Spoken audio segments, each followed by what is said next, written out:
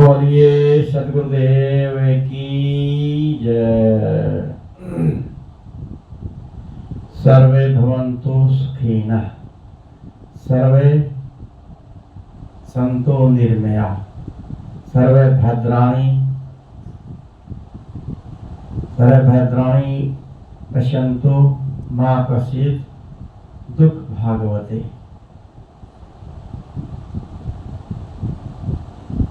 मेरे जीवन के प्रेरणा स्रोत मेरे परम आराध्य सद्गुरुदेव के पावन चरणों में चरण बंदगी एवं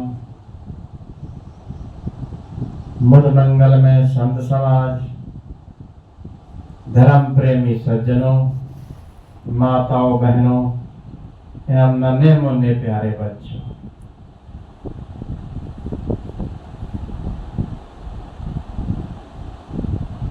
आज का विषय मनुष्य का जीवन क्या है।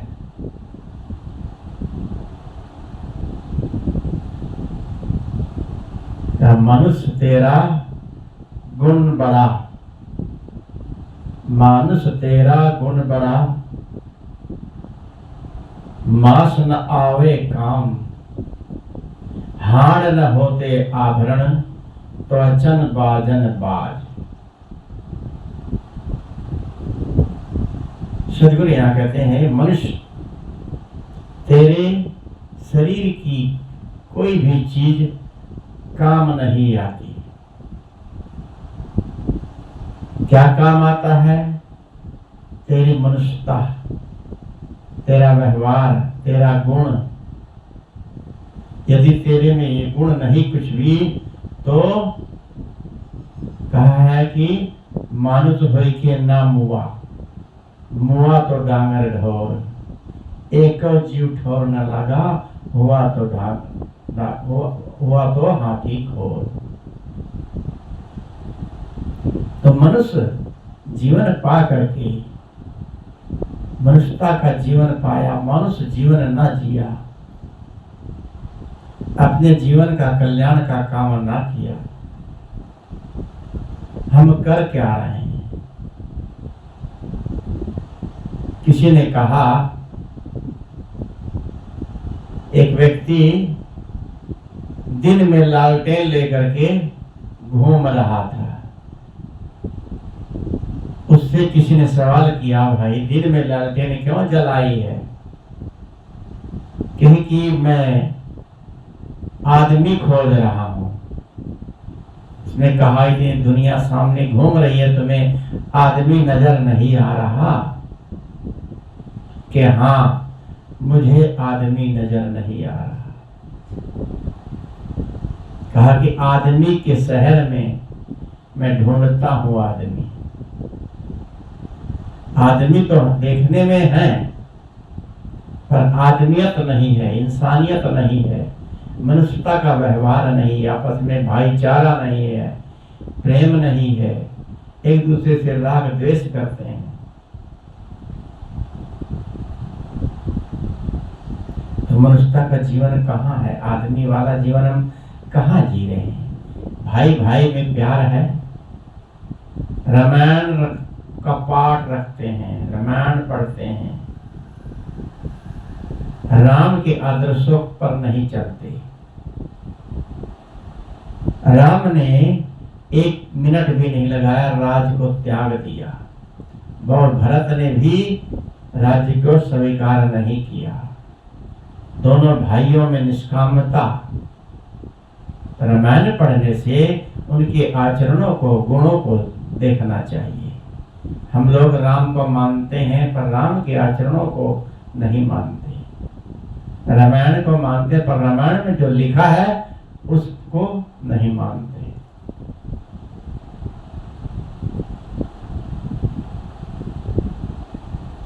जानवर होते हैं, जानवरों में ज्ञान की शक्ति नहीं होती। और जानवर कितने कितने उनका अंग का काम आता है। कहा है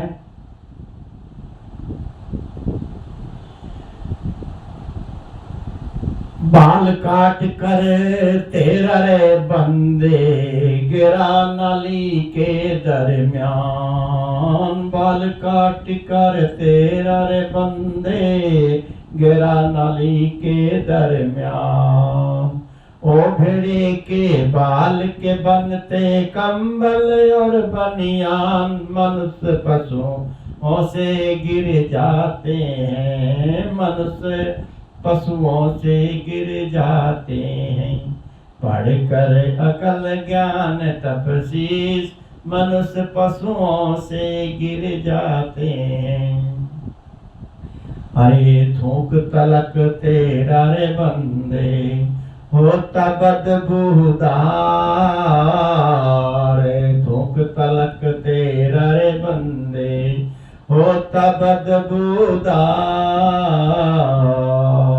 ओ कीड़े के थूक से निकली, वो कीड़े के थूक से निकली एक रेशम की तार, कि जिसकी साड़ी बनती है, कि जिसकी साड़ी बनती है।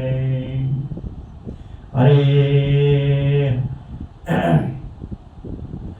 हर मास तेरा रे बंदे जाता सब बेकार,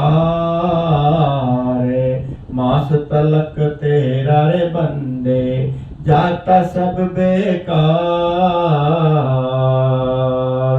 वो बकरे की मांस के बंदे लगती है चटकार, मनुष्य पशुओं से गिर जाते हैं, मनुष्य पशुओं से गिर जाते हैं, ये पढ़ कर अकल ज्ञान तपसीस मनुष्य पशुओं से गिर जाते हैं।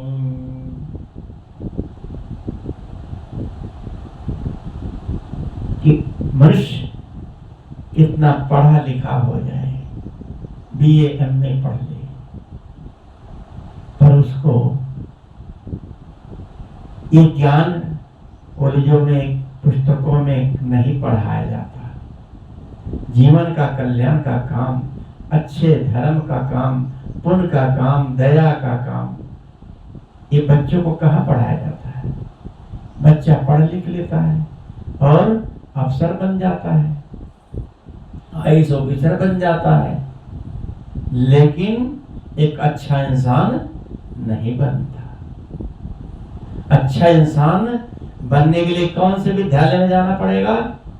संतों के विद्यालय में, संतों के सत्संग में, वहां जाकर के मनुष्य बन सकते हैं। जानवर मनुष्य से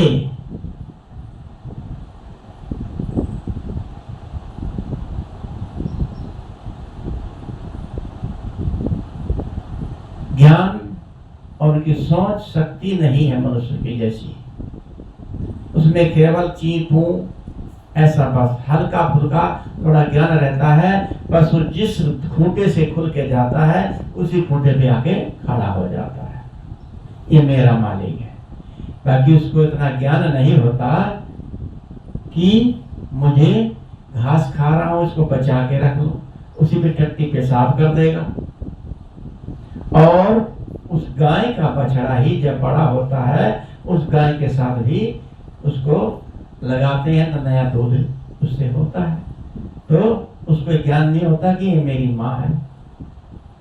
और जानवर बच्चा पैदा कर देते हैं और जब कुछ बड़ा हो जाता है तो निर्मोह भूल जाते हैं, कोई मोह नहीं होता।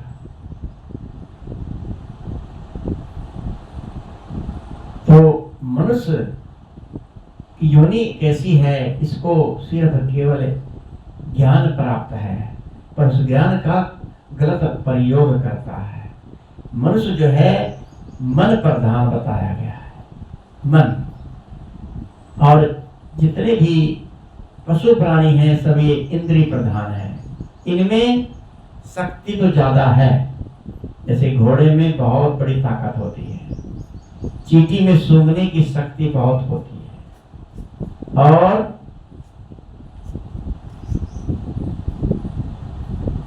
चील में, गिद्ध में दूर से दृष्टि इतनी होती है, दूर से ही कोई लाश पड़ी रहती है, उसको देख लेते हैं, वहीं से आ जाते हैं। मछली एक बहुत बड़ा जानवर है। मछली के कहते हैं हड्डियों से दरवाजे बनते हैं। हाथी से भी बड़ी मछली होती है। हाथी के दांत से बड़े बड़े आभूषण बनते हैं। शेर की खाल से बड़े बड़ी वृक्षशालाएं बनती हैं। जानवर कितना काम आता है, मनुष्य का एक अंग भी काम नहीं आता। अभी जीते जिसकी कीमत है, यदि मनुष्य से कह दिया जाए तुम अपने हाथ की एक उंगली काट कर दे दो, एक उंगली, तो हम दे सकते हैं। उसको कहें कि 2000 ले लो, 5000 ले लो। दांत तोड़ कर दे दो, 10,000 रुपए ले लो, नहीं दे सकते। शरीर की उसके एक एक अंग की लाखों कीमत है। गुर्दा मांग नहीं दे सकता।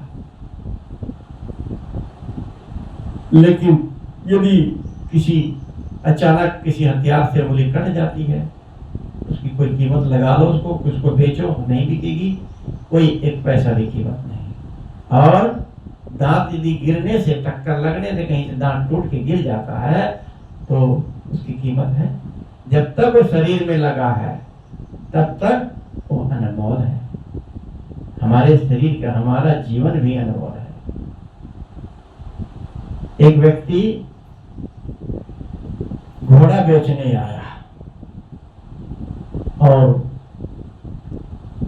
घोड़ा, तो उस वक्त किसी ने कहा भाई कहाँ है घोड़ा, दिखाओ। क्या है घोड़ा? क्या कितनी कीमत है? कि घोड़े की 1 लाख कीमत है, पर उसमें एक कमी है। क्या? कि उसमें जीव नहीं है। फिर वो तो किसी काम का नहीं है। यदि जीव नहीं है तो घोड़े की कीमत है। जब तक हमारे अंदर जीव आत्मा है तभी तक हमारे शरीर की कीमत है। मनुष्य आज कहा है आदत पुरानी लीक से, आदत पुरानी लीक से चलती चली गई, ठहरी नहीं ये जिंदगी ढलती चली गई, ठहरी नहीं ये उम्र ढलती चली गई। ये उम्र देखते देखते ढलती चली जा रही है। ये जिंदगी बीतती जा रही है। आदमी फिर भी अपने बारे में कहाँ सोचता है? सुबह उठता है, क्या करता है? सुबह जब आदमी उठता है तो सबसे पहले पेट के लिए सोचता है कि पेट की पूजा। उठते ही माताएं किचन में जाती हैं। पहले जमाने में, गांव में अभी भी है, चूल्हा जलाती हैं, उठती चूल्हा जलाती हैं, ये किचन में जाते हैं और वहां पर भोजन बनाने की तैयारी करने लगती हैं। साग सब्जी बनाती हैं, सब्जी पकने के लिए रख देती हैं। कुछ माताएं पूर्व साइडों में, कहीं कहीं पर बिहार में ऐसा कुछ रिवाज है, कुछ माताएं नशा भी करती हैं। जैसे मुखारी मुंह में डाल लेती हैं, तम्बाकू मुंह में डाल लेती हैं, खाती रहती हैं। और सब्जी बन रही है, कहीं मुंह खुल गया या कुछ बोल दिया तो अमृत रस उसमें टपक सकता है। तो भोजन बनाते हैं, मुंह में कुछ भी नहीं डालना चाहिए, ना ही बोलना चाहिए। बोले खांसे तो मुंह साइड में करके खांसना बोलना चाहिए। और भाई लोग क्या करते हैं? भाई लोग का ठिकाना नहीं। उठते ही बेड टी मांगते हैं, बेड टी। और चाय पीने के बाद बीड़ी खोस लेते हैं या तंबाकू गुटखा खाते हैं। उनसे कहो ये सुबह सुबह क्यों करते हो भाई? नाराज होते हैं, कहते हैं भाई क्या करें, बीड़ी पिए बिना या गुटखा खाए बिना टट्टी नहीं उतरती, प्रेशर नहीं बनता। क्या है, सारा प्रेशर इसी में ही घुस गया है, नशे के अंदर ही। आदमी अपने शरीर को कितना अपवित्र बना रहा है, तन को सजा रहा है, मन को नहीं। तन को सजा कर देख लिया, अब मन सजा कर देखेंगे। तन को तो जीवन भर सजाते सजाते बीत गया, लेकिन मन को कब सजाओगे? मन को सजाना सीखो। मन हमारा कितना गंदा है, मन के अंदर कितना कुछ भरा पड़ा है, तो मन को अपने देखना है। मन हमारा क्या कर रहा है, मन में हमारे क्या आ रहा है। कोई राग देश तो नहीं है, कोई अंदर कोई विकार तो नहीं है, काम वासना तो नहीं है। तो अंदर अपने आप को देखना है। हम लोग मंदिर जाते हैं, पूजा करते हैं, मंदिर में जो प्रतिमा रखते हैं उसमें मंदिर में कहते प्राण प्रतिष्ठा कर देते हैं, उसमें प्राण आ जाते हैं। कितना कुछ आदमी बहकाए में आ जाता है। क्या विश्वास आता है कि मूर्ति रखी है उसमें प्राण है? अगर प्राण प्रतिष्ठा कर देते हैं, प्राण होते हैं, तो चोर चोरी करने जब जाता है तो उस भगवान को चोरी नहीं होने देना चाहिए, उसको रोक देना चाहिए या उसको दंड देना चाहिए। प्राण प्रतिष्ठा कर दिया, ना वो बोलता है ना डोलता है, कुछ भी कोई वहां चोरी करे या ना करे। एक मंदिर में सेठ भी जाता है और मंदिर में चोर भी जाता है। चोर भी प्रार्थना करता है, भगवान मैं इतनी मिठाई चढ़ाऊंगा, लड्डू चढ़ाऊंगा हनुमान जी, और आप मेरी चोरी लगा दो आज। तो सेठ भी प्रार्थना करता है कि मेरी रक्षा करना। दोनों प्रार्थना करते हैं। जिसने ज्यादा लड्डू चढ़ा दिया उसकी भगवान रक्षा कर देते हैं। क्या भगवान घूसखोर है? कहते हैं भगवान कण कण में है और भगवान जो चाहे वो कर सकता है। हम तो केवल कठपुतली हैं। कठपुतली किसे कहते हैं?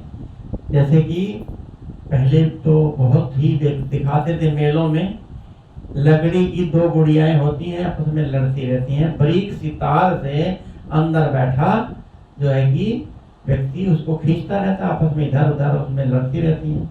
इसको कहते हैं कठपुतली, लकड़ी की पुतली। मनुष्य को भी कहते हैं हम मनुष्य हैं, लेकिन हम भगवान की कठपुतली हैं कि जो करता है तो भगवान ही करता है, भगवान ही कराएगा। ये चोरी हिंसा भगवान कराता है। कोई शराबी शराब पीता है तो क्या भगवान शराब पिला दिया? किसी की लड़की भाग गई, क्या भगवान ने भगा दिया? बिना सोचे समझे उठ पटांग की बातें लोग बोलते हैं। भगवान दुर्जन है कि सज्जन है? अगर दुर्जन है, किसी को सता रहा है, दुख दे रहा है, ऐसे भगवान को मानने से क्या मतलब? लोग कहते हैं वे सत्संग में क्यों नहीं आए? कि भगवान की इच्छा नहीं हुई, भगवान की मर्जी होती तो आ जाते। तो ऐसे भगवान को हटाओ। ऐसे भगवान को क्यों मानते हो जो आपको सत्संग में नहीं आने देता? तो अगर भगवान सब कराता है, हम उसकी कठपुतली हैं, तो इसका पाप दोष हमें क्यों लगता है? हम क्यों भोगते हैं दुख? सजा हमें क्यों मिलती है? पाप क्यों लगता है? भला भला तो भगवान कराता है, अब बुरा कौन कराता है? इसको विचारें, सोचें, समझें। और भगवान भगवान कह के लोग ऐसे ही कहते चले जा रहे हैं, विचार करते नहीं। अरे जिस मूर्ति को आप पूजा कर रहे हो वो मूर्ति पत्थर किसी कारीगर ने बनाया है, और वो मूर्ति कहां से बन के आती है? पत्थर को कारीगर छेनी हथौड़े से काट काट के भगवान बनाता है। एक संत बता रहे थे कि मैं राजस्थान में पत्थरों के, जहाँ पत्थर बहुत राजस्थान में बिकते हैं, वहां तो पूरी खान है, तो पत्थर के गोदाम में घूमते घूमते गए, पत्थर लेना था। तो वहां देख रहे थे पत्थरों को, तो देखा कुछ दूर पर एक व्यक्ति उन पत्थरों पर पेशाब कर रहा था। तो संत ने कहा, भाई एक तरफ होके कहीं साइड में करना चाहिए, आप इन पत्थरों से भगवान बना रहे हो, मूर्तियां बना रहे हो, और इसी पर ही आप पेशाब कर रहे हो। उस कारीगर ने कहा कि गुरुजी, ये हमारे लिए सब पत्थर हैं, इन्हीं से हम भगवान राम, कृष्ण, देवी देवता, शंकर, अन्य सब देवी देवता बनाते हैं, और ये तो भगवान तो लोगों के लिए हैं, लोग ले जाते हैं, लेकिन हमारे लिए तो सब ये पत्थर है। जो बनाता है उसको पता है कि ये पत्थर है, हमने बनाया है, मूर्ति घड़ी है, लेकिन चलो प्राण प्रतिष्ठा करते हैं, ठीक है। शुरुआत के लिए मंदिर के अंदर मूर्ति बहुत अच्छी चीज है, मूर्ति का खंडन नहीं किया जा रहा। मूर्ति ना होती तो हम लोग आगे गुरुओं तक कैसे पहुंचते हैं? मूर्ति से मंदिर में जा करके हम लोग मन को शांति पाने के लिए जाते हैं, राम की मूर्ति के सामने प्रार्थना करते हैं, नमस्कार करते हैं। तो राम की मूर्ति को पूज रहे हैं, कृष्ण की मूर्ति को पूज रहे हैं, तो राम और कृष्ण जी ने क्या किया, कैसे किया, उनके आचरणों को समझे और जीवन भर उस मूर्ति में ही न उलझे रहे। मूर्ति कुछ न तो खाती है न कुछ देती है, इतना आपको पता कि ये घर, ये मंदिर हमने ही बनवाया उसका, और इसमें मूर्ति भी हमने रखी, उससे आप मांगते क्यों हो? वहां बैठ करके शांति से मन को स्थिर करके बैठे। एकांत स्थान होता है मंदिर, वहां मन को शांति मिलती है। मन में कल्पना करें कि हम किसी को दुख नहीं पहुंचाएंगे, कष्ट नहीं पहुंचाएंगे, चोरी निंदा नहीं करेंगे, आपस में भाईचारा रखेंगे, तब तो मंदिर जाना हमारा सार्थक हो सकता है।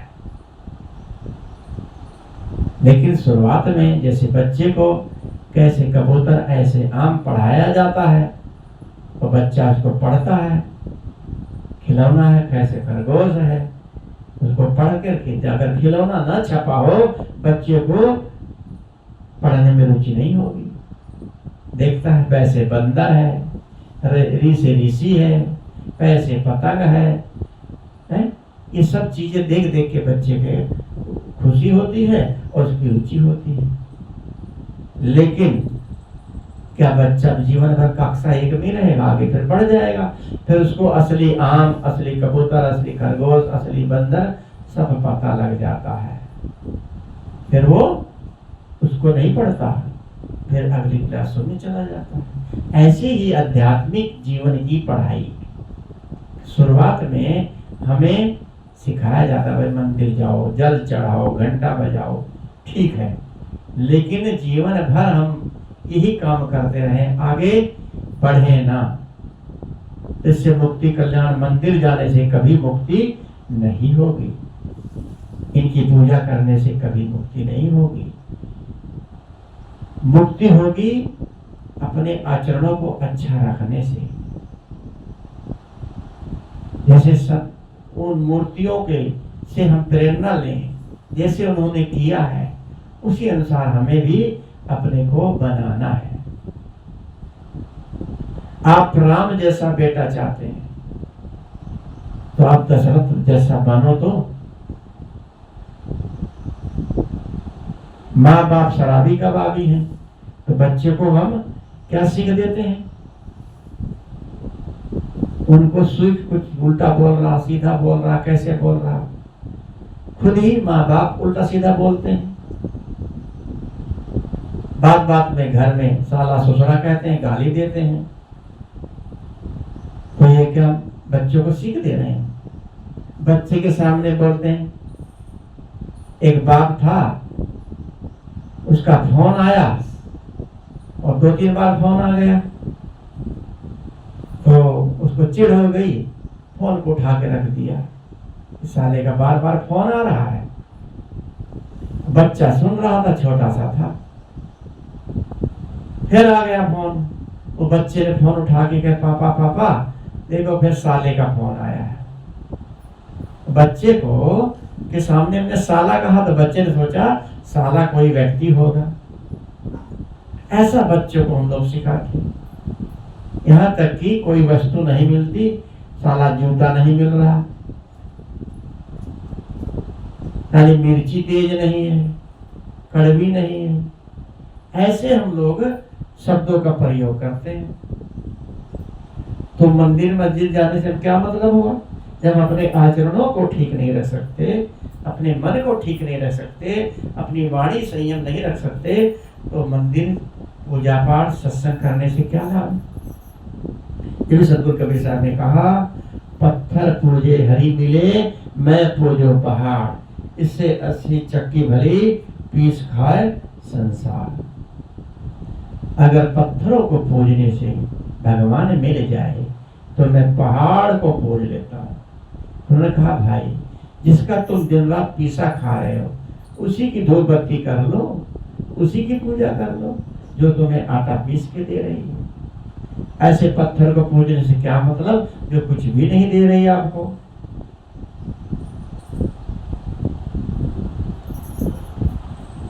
आगे चल के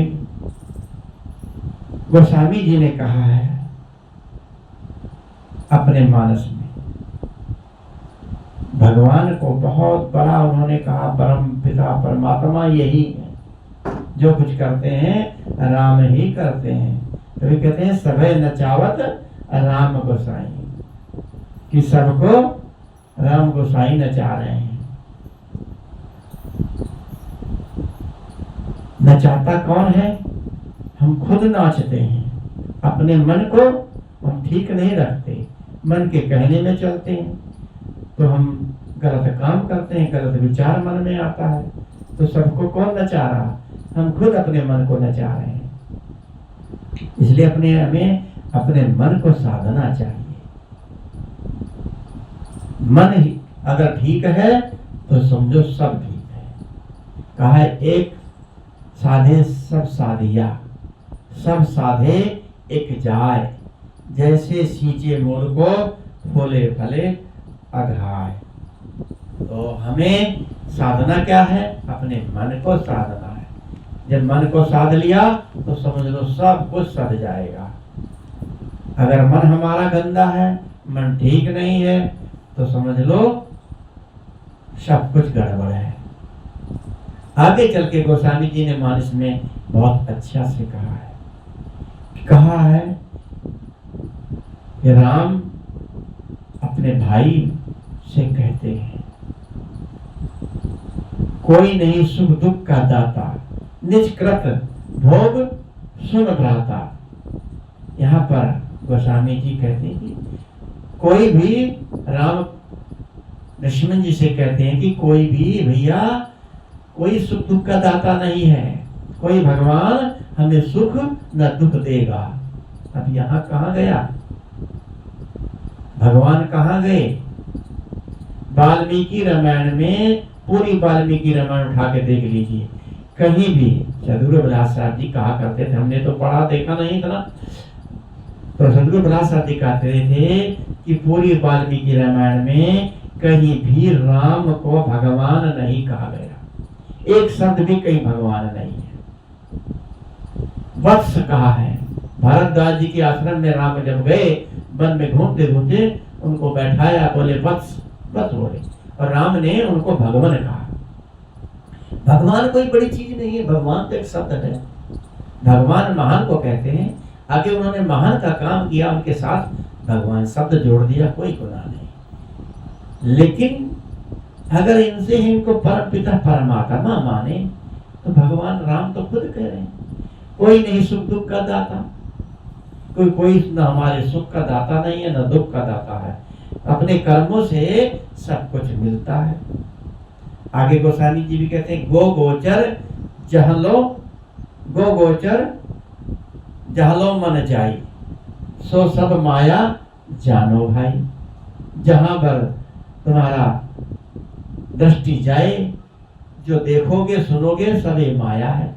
देखी सुनी गुनी मन माही, मोह मोल परमारथ नाही। यहाँ गोस्वामी जी कबीरी भाषा बोल रहे हैं कि जो देखोगे सुनोगे ये मोह का कारण बनेगा। राम ने हिरण पे मोहित हो गए, सोने का हिरण नहीं होता। अरे जिस राम ने इतना बड़ा राज एक मिनट में त्याग दिया, वो सोने की हिरण पर मोहित होंगे। ये घटना काल्पनिक लगती है, यदि सच भी है तो हो सकता है कि वो सोने जैसा अच्छा लग रहा है।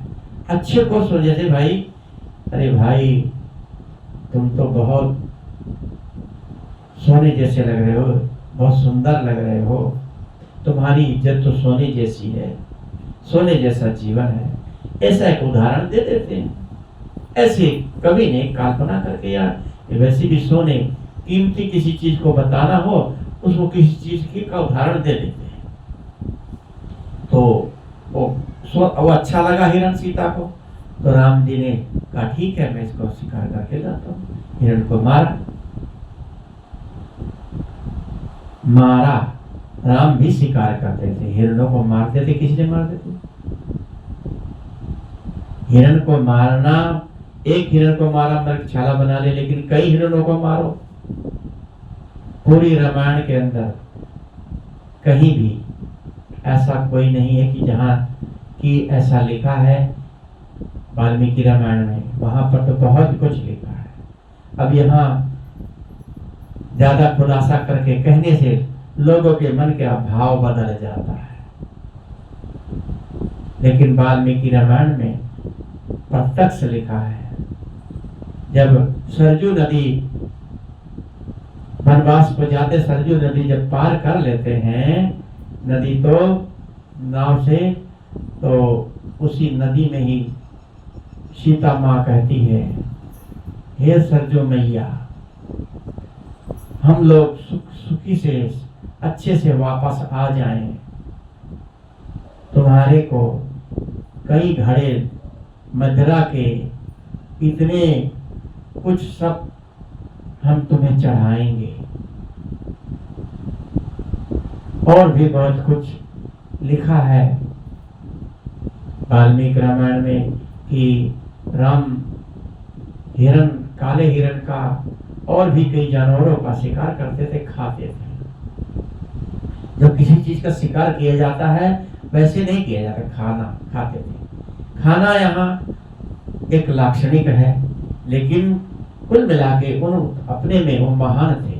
खाते थे तो भगवान बुद्ध भी थे, खाते थे रामकृष्ण परमहंस भी, खाते थे स्वामी विवेकानंद भी। लेकिन यहाँ खाने से तात्पर्य नहीं, यहाँ उनकी महानता से है। वो अपने में महान थे, उनके कर्म महान थे।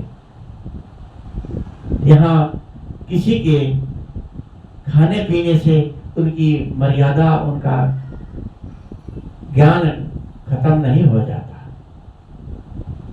लेकिन फिर भी सात्विक खाना, अच्छा खाना, किसी जीव हिंसा को करके खाना महापाप है।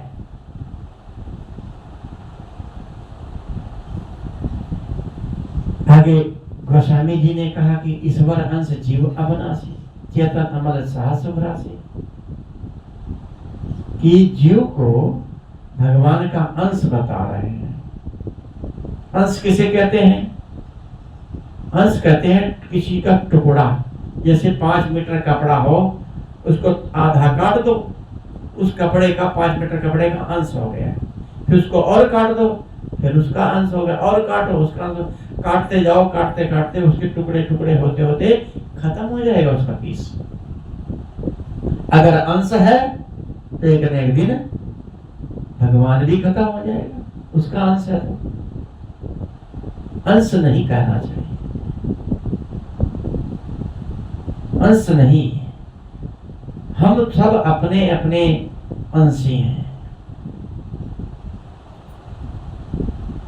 अंश कहते हैं किसी चीज से निकलने को। जैसे माता पिता से बच्चा पैदा होता है, वो पिता का अंश है, ये उसका खून है। यहाँ ये शब्द लागू होता है कि माता पिता का अंश है। तो ऐसे ही अब यहाँ कहने का भाव, हमने कहा कि मनुष्य जन्म, मनुष्य जन्म पा करके हमने अपने जीवन के लिए क्या किया। मानव जन्म दुर्लभ है, मिले न बारंबार। जैसे पत्ता टूटा डाल से वह न लागी डाल। मानुष तेरा गुण बड़ा, मास न आवे काम। हाड़ न होते आभरण तो जन बाजन बाज। इसलिए हमें यहाँ समझना चाहिए कि मनुष्यता को, हमारा जो ज्ञान है वही हमारे काम आने वाला है। ज्ञान किसका, कौन सा ज्ञान? पढ़ाई का ज्ञान काम कल्याण नहीं करेगा। इंजीनियर बन जाओ, डॉक्टर बन जाओ, कोई अफसर बन जाओ, ये ज्ञान नहीं काम करेगा। ये तो हमारे जीवनचर्या के लिए ज्ञान है। असली ज्ञान आध्यात्मिक ज्ञान है, जो हमारे मनुष्यता का कल्याण का मार्ग है। इसलिए हमें सभी को, अपने बच्चों को ये शिक्षा देनी चाहिए कि उठ करके सुबह माता पिता के चरणों का स्पर्श करना चाहिए, बंदगी नमस्कार करना चाहिए, और उठ के सुबह दंतन मंजन करना चाहिए। नहा धो करके मंदिर जाएं, चाहे कहीं जाएं, या पूजा पाठ करें या ध्यान करें, या जिस गुरु इष्ट को मानते हो उसको नमस्कार करें, सत्संग सुने। ये सभी को अपने बच्चों को सीख देनी चाहिए। सारी शिक्षा के साथ साथ ये भी शिक्षा देनी चाहिए, तो बच्चे में संस्कार जागेगा। अगर ये बच्चे को संस्कार दिया, कहती एक पीढ़ी को संस्कार देने से 3 पीढ़ियां बदल जाती हैं। अगर आज हमारे माता पिता संस्कारी ना होते, कुछ खाते पीते होते, तो हम भी वैसे होते। तो माता पिता संस्कारी थे, उन्होंने संस्कार दिया, आगे उसको हमने सजो के उसको बढ़ाया, सजो के रखा। आज उन्हीं माता पिता की देन है। माता पिता को बहुत बहुत धन्यवाद है कि ऐसे माता पिता मिले, जो जिनके उपदेश से हम लोग आगे बढ़े, आगे फिर उसको बढ़ा के रखा, आगे बच्चों को दिया, आज वो सामने फल रहा, फूल रहा। तो यही चीजें हमें बच्चों को सीख देनी चाहिए। गलत बोले, गाली दे, उसके सामने गाली मत दो। बच्चे के सामने गाली दोगे, बच्चा तुरंत सीख जाएगा। कहीं स्कूल कॉलेज में पढ़ सीखने नहीं जाता, घर में बच्चे सीखते हैं। शुरू में कहते अरे ऐसे बोल रहा, कैसे बोल रहा, हंसते हैं, कैसे बोल रहा, उसको तुरंत डांटो, कैसे बोल रहे हो, तभी बच्चे को के संस्कार बदलेंगे। तो हमने कहा मनुष्य के शहर में मैं ढूंढ रहा हूँ आदमी, कि मनुष्य के शहर में मनुष्य नहीं नजर आ रहा। कबीर साहब ने कहा कि मानुष तेरी खोलड़ी उड़े फिरत हैं बैल। मनुष्य की खोलड़ी पहन करके बैल घूम रहे हैं। जैसे कि मनुष्य का तो शरीर देखने में है, मनुष्य की खोलड़ी पहनी है। जैसे कि एक चिड़िया घर के अंदर जानवर रखे जाते हैं, उसमें देखने के लिए लोग जाते हैं। एक चिड़िया घर के अंदर कोई देखने गए तो वहां पर एक बड़ा मानुष था, वो कूद रहा था इधर उधर, और वो बड़ मानुस क्या था, दिहाड़ी पर रखा था, बड़ मानुस तो था नहीं, उसको खोल पहना दिया था, नकली बना दिया था, भाई सारा दिन रहना, दिहाड़ी दे देंगे, कूदना उछलना, लोगों को खुश करना। उछल कूद कर रहा था, कहीं से जाली से कहीं किसी तरह से वो टूटी हुई थी, वहां से कहीं रस्सी टूटी, दूसरे खाने में गिर गया, दूसरे खाने में शेर था। शेर था, सोचा यार मैं तो आदमी हूं, ये तो शेर खा जाएगा, जान नहीं बचेगी। एक तरफ सुकड़ता हुआ एक कोने में भागने लगा।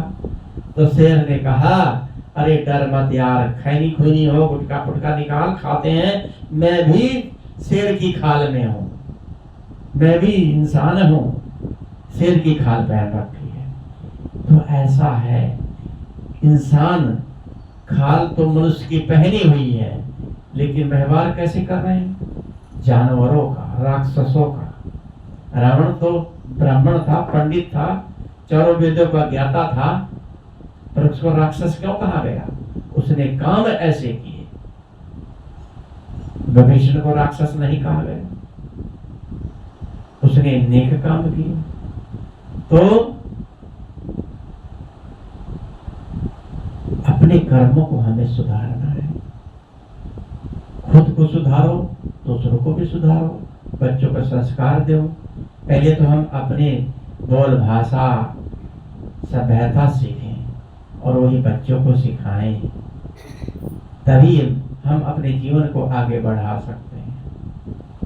इसलिए सदगुरु की साखी के साथ कि मानुष तेरा गुण बड़ा, मास न आवे काम, हाड़ न होते आवरण, त्वचा नवाजन बाज। इन्हीं शब्दों के साथ अपनी वाणी को विराम देता हूँ। बोलिए सदगुरुदेव की जय।